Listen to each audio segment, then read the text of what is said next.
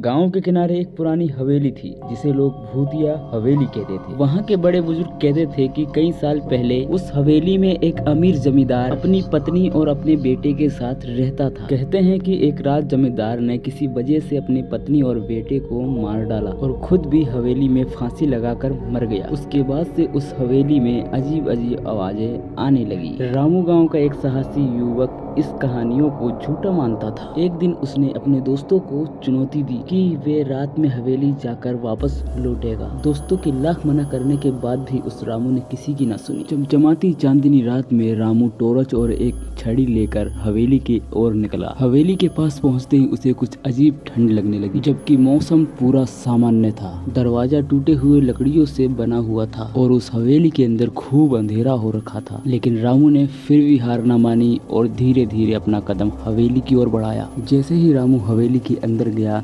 दरवाजे अपने आप बंद हो गए। रामू बहुत ज्यादा सहम गया। तभी रामू ने खुद को समझाया कि ये हवा के कारण हुआ होगा। लेकिन फिर अचानक उसे सीढ़ियों पर किसी के चलने की आवाज सुनाई दी। उसने ऊपर अपनी टॉर्च घुमाई, लेकिन वहाँ पर कोई भी नहीं था। वह फिर भी ना रुका और आगे बढ़ता चला गया। तभी अचानक उसकी नजर दीवार पर टंगे चित्र की ओर पहुंची। वे सारे चित्र अपने आप हिल रहे थे। सारे चित्रों में से एक चित्र जमींदार के परिवार का भी था। तभी अचानक उसे बिल्ली की रोने की आवाज सुनाई दी। तभी रामू की टॉर्च डर के मारे हाथ से छूट गई। डरने के बाद भी रामू ने अपनी हिम्मत नहीं हारी। अब उसने पूरी हवेली को खंगालने का फैसला कर लिया था। जैसे ही उसने तहखाने की तरफ अपना कदम रखा, वहाँ पर उसने खून से सनी एक डायरी पाई।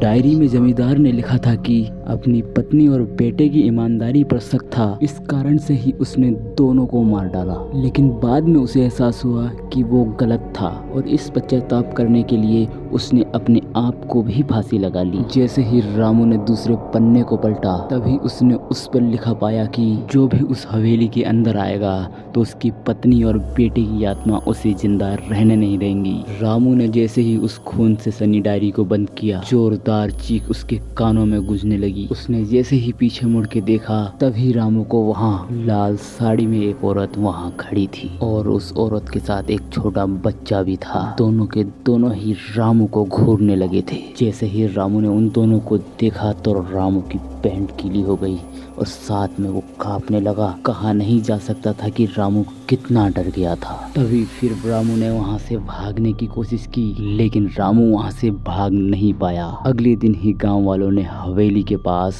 रामू की लाश पाई और उसके चेहरे पे डर का भाव था। साथ में उसके हाथ में जमींदार की डायरी भी थी। तभी सारे गांव वालों ने तय किया कि उस हवेली के पास कोई भी नहीं जाएगा।